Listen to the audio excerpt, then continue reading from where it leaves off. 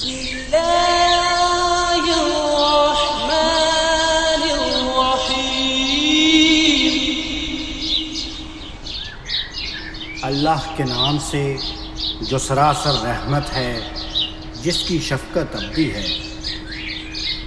سن رکھو جو آسمانوں میں ہیں اور جو زمین میں ہیں، سب اللہ ہی کے ہیں، اور جو اللہ کے سوا دوسروں کو پکارتے ہیں وہ شریکوں کی پیروی نہیں کرتے۔ حقیقت یہ ہے کہ وہ محض گمان کی پیروی کرتے اور نرے اٹکل دوڑاتے ہیں۔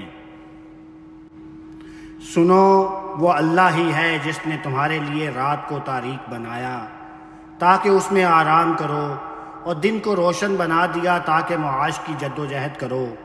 اس میں یقیناً ان لوگوں کے لیے نشانیاں ہیں جو سنتے ہیں۔ انہوں نے کہا ہے کہ خدا نے اولاد بنا رکھی ہے، وہ اس سے پاک ہے کہ کسی کو اولاد بنائے۔ وہ ایسی ہر چیز سے بے نیاز ہے۔ زمین اور آسمانوں میں جو کچھ ہے سب اسی کا ہے، تمہارے پاس اس کی کوئی دلیل نہیں ہے۔ کیا تم خدا پر ایسی بات لگاتے ہو جس کا تم علم نہیں رکھتے؟ کہہ دو اے پیغمبر کہ جو اللہ پر جھوٹ لگاتے ہیں وہ ہرگز فلاح نہیں پائیں گے۔ ان کے لیے یہی تھوڑا سا فائدہ ہے جو دنیا میں اٹھا لیں گے، پھر ان کو ہماری ہی طرف پلٹنا ہے، پھر ان کے اس کفر کی پاداش میں ہم ان کو سخت عذاب کا مزہ چکھائیں گے۔ انہیں نوح کی سرگزشت سناؤ اے پیغمبر، جب اس نے اپنی قوم سے کہا، میری قوم کے لوگوں، اگر میرا دعوت کے لیے کھڑا رہنا اور اللہ کی آیتیں سنا کر یاد دہانی کرنا تم پر گراں ہو گیا ہے تو سن لو کہ میں نے اللہ ہی پر بھروسہ کیا، سو تم سب مل کر اپنی بات ٹھہرا لو اور اپنے شریکوں کو بھی ساتھ ملا لو، پھر تمہارے اس فیصلے میں تمہیں کوئی تردد نہ رہے، پھر میرے ساتھ جو کرنا چاہتے ہو کر گزرو اور مجھے مہلت نہ دو۔ اس کے بعد بھی اعراض کرو گے تو میرا کیا نقصان ہے کہ میں نے تو تم سے کوئی صلہ نہیں مانگا ہے، میرا صلہ تو اللہ کے ذمے ہے، اور مجھے حکم دیا گیا ہے کہ خدا کا فرما بردار بن کر رہوں۔ اس پر بھی انہوں نے اسے جھٹلا دیا تو ہم نے اس کو نجات دی اور ان کو بھی جو اس کے ساتھ کشتی میں تھے، اور انہیں جانشین بنایا، اور ان سب لوگوں کو غرق کر دیا جنہوں نے ہماری آیتوں کو جھٹلایا تھا۔ سو دیکھ لو ان کا انجام کیا ہوا جنہیں اس عذاب سے پہلے متنبع کر دیا گیا تھا۔ پھر نوح کے بعد ہم نے کتنے رسولوں کو ان کی قوموں کی طرف بھیجا، سو وہ کھلی کھلی نشانیاں لے کر ان کے پاس آئے، مگر جس چیز کو پہلے جھٹلا چکے تھے اسے پھر انہوں نے مان کر نہیں دیا۔ ہم حد سے گزر جانے والوں کے دلوں پر اسی طرح مہر لگا دیا کرتے ہیں۔ ان کے بعد پھر ہم نے موسیٰ اور ہارون کو اپنی نشانیوں کے ساتھ فرعون اور اس کے سرداروں کی طرف بھیجا تو وہ بھی اکڑ بیٹھے، اور حقیقت یہ ہے کہ وہ مجرم لوگ تھے۔ چنانچہ جب ہماری طرف سے حق ان کے سامنے آیا تو انہوں نے کہہ دیا، یہ تو کھلا جادو ہے۔ موسیٰ نے کہا، کیا تم حق کے بارے میں یہ کہتے ہو جبکہ وہ تمہارے پاس آ گیا ہے؟ کیا یہ جادو ہے؟ نہیں، ہرگز نہیں، یہ قطعی حق ہے، اور حق کے مقابلے میں جادوگر کبھی کامیاب نہیں ہوتے۔ انہوں نے جواب دیا، کیا تم ہمارے پاس اس لیے آئے ہو کہ ہمیں اس طریقے سے پھیر دو جس پر ہم نے اپنے باپ دادا کو پایا ہے، اور اس ملک میں تم دونوں کی بڑائی قائم ہو جائے؟ ہم تمہاری بات ماننے والے نہیں ہیں۔ فرعون نے حکم دیا کہ تمام ماہر جادوگروں کو میرے پاس حاضر کرو۔ چنانچہ جب جادوگر آ گئے تو موسیٰ نے ان سے کہا، تمہیں جو ڈالنا ہے ڈالو۔ پھر جب انہوں نے ڈالا تو موسیٰ نے کہا، یہ جو کچھ تم لائے ہو یہ جادو ہے، یقین رکھو اللہ ابھی اسے باطل کیے دیتا ہے، اس لیے کہ اللہ اس طرح کے موقعوں پر فساد کرنے والوں کے کام کو سدھرنے نہیں دیتا، اور اللہ اپنے کلمات سے حق کو حق کر دکھاتا ہے، اگرچہ مجرموں کو کتنا ہی ناگوار ہو۔ پر موسیٰ کو اس کی قوم کے چند نوجوانوں کے سوا کسی نے نہیں مانا، فرعون کے ڈر سے اور خود اپنی قوم کے بڑوں کے ڈر سے کہ کہیں فرعون انہیں کسی فتنے میں نہ ڈال دے۔ حقیقت یہ ہے کہ فرعون اس ملک میں بڑا جبار تھا اور ان لوگوں میں سے تھا جو حد سے گزر جاتے ہیں۔ موسیٰ نے کہا، میری قوم کے لوگوں، تم خدا پر ایمان لائے ہو تو اسی پر بھروسہ کرو اگر تم واقعی اپنے آپ کو اس کے حوالے کر چکے ہو۔ اس پر انہوں نے جواب دیا، ہم نے خدا پر ہی بھروسہ کیا ہے، اے ہمارے رب ہمیں ان ظالم لوگوں کے لیے فتنہ نہ بنا اور اپنی رحمت سے ہمیں اس منکر قوم سے نجات عطا فرما دے۔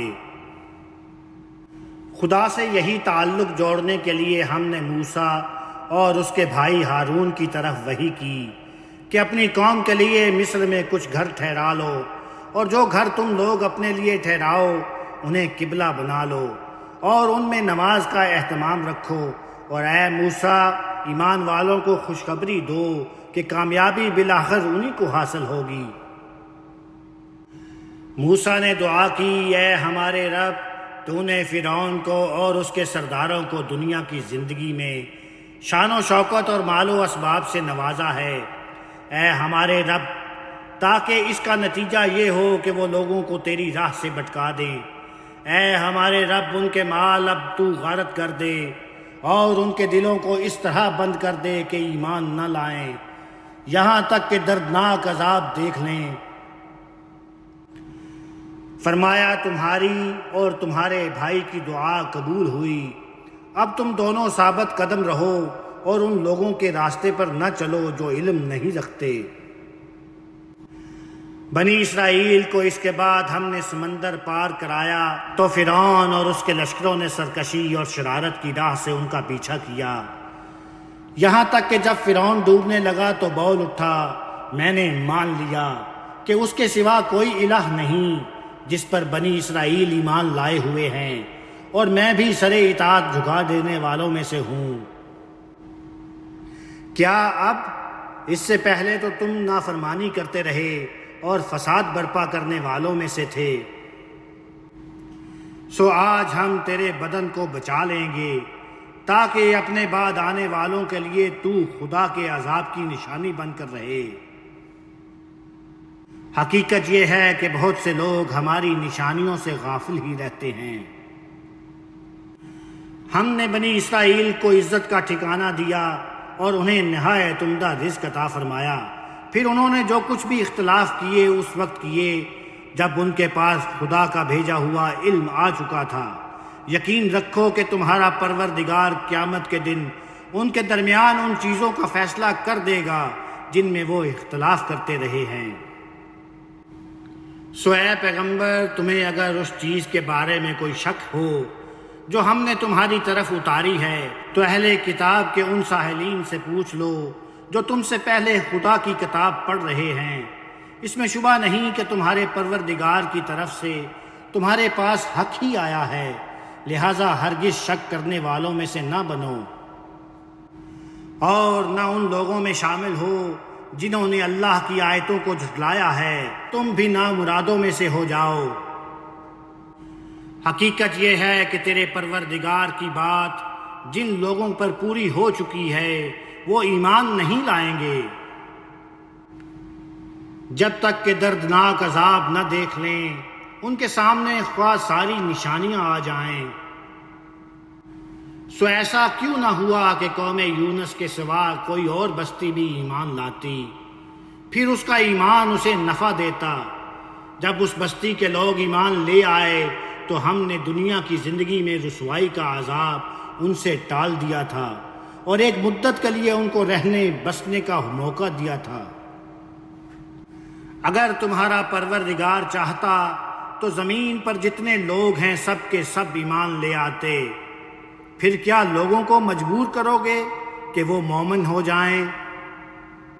اچھی طرح سمجھ لو کہ اللہ کی اجازت کے بغیر کسی شخص کے لیے ممکن نہیں کہ وہ پیغمبر پر ایمان لائے۔ یہ اجازت انہی کو ملتی ہے جو عقل سے کام لیں، اور جو عقل سے کام نہیں لیتے ان پر وہ گمراہی کی نجاست ڈال دیتا ہے۔ یہ نشانی مانگتے ہیں، ان سے کہو زمین اور آسمانوں میں کیا کچھ ہے اسے دیکھو۔ حقیقت یہ ہے کہ نشانیاں اور تنبیہات ان لوگوں کو کچھ فائدہ نہیں پہنچاتی جو ایمان لانا نہیں چاہتے۔ سو کیا یہ اسی طرح کے کسی دن کا انتظار کر رہے ہیں جس طرح کے دن ان سے پہلے گزرے ہوئے لوگوں کو پیش آئے تھے؟ کہو پھر انتظار کرو، میں بھی تمہارے ساتھ انتظار کرتا ہوں۔ انہیں بتا دو کہ پھر جب وہ دن آ جاتا ہے تو ہم اپنے رسولوں کو بچا لیتے ہیں اور ان کو بھی جو ان پر ایمان لائے ہوں۔ اسی طرح ہمارا ذمہ ہے، ہم ان کو بچا لیں گے جو ایمان لے آئے ہیں۔ اے پیغمبر کہہ دو کہ لوگو، میرے دین کے بارے میں اگر اب بھی شک میں ہو تو سن لو کہ تم اللہ کے سوا جن کو پوچھتے ہو میں انہیں نہیں پوچھتا، بلکہ اس اللہ کو پوچھتا ہوں جو تمہیں موت دیتا ہے کہ جواب دہی کے لیے اس کے سامنے حاضر ہو جاؤ۔ مجھے حکم دیا گیا ہے کہ میں ایمان لانے والوں میں سے ہوں، اور حکم دیا گیا ہے کہ اپنا رخ یکسوئی کے ساتھ سیدھا اسی دین کی طرف کر لو اور ہرگز مشرکوں میں سے نہ ہو، اور یہ بھی کہ اللہ کے سوا ان کو نہ پکارو جو نہ تم کو نفع پہنچا سکتے ہیں اور نہ نقصان، پھر اگر یہی کرو گے تو اس وقت تم بھی یقیناً ظالموں میں سے ہوگے۔ اگر اللہ تمہیں کسی تکلیف میں پکڑ لے تو اس کے سوا کوئی نہیں جو اس کو دور کر سکے، اور اگر تمہارے لیے کوئی بھلائی چاہے تو اس کے فضل کو کوئی روکنے والا نہیں ہے۔ وہ اپنے بندوں میں سے جس کو چاہتا ہے اپنے فضل سے نوازتا ہے، اور وہ بخشنے والا بڑا رحم فرمانے والا ہے۔ ان سے کہو کہ لوگو، تمہارے پروردگار کی طرف سے تمہارے پاس حق آ گیا ہے۔ اب جو ہدایت قبول کرے گا وہ اپنے ہی لیے کرے گا، اور جو بھٹکے گا اس کا وبال بھی اسی پر آئے گا، اور میں تمہارے اوپر کوئی ذمہ دار نہیں ہوں۔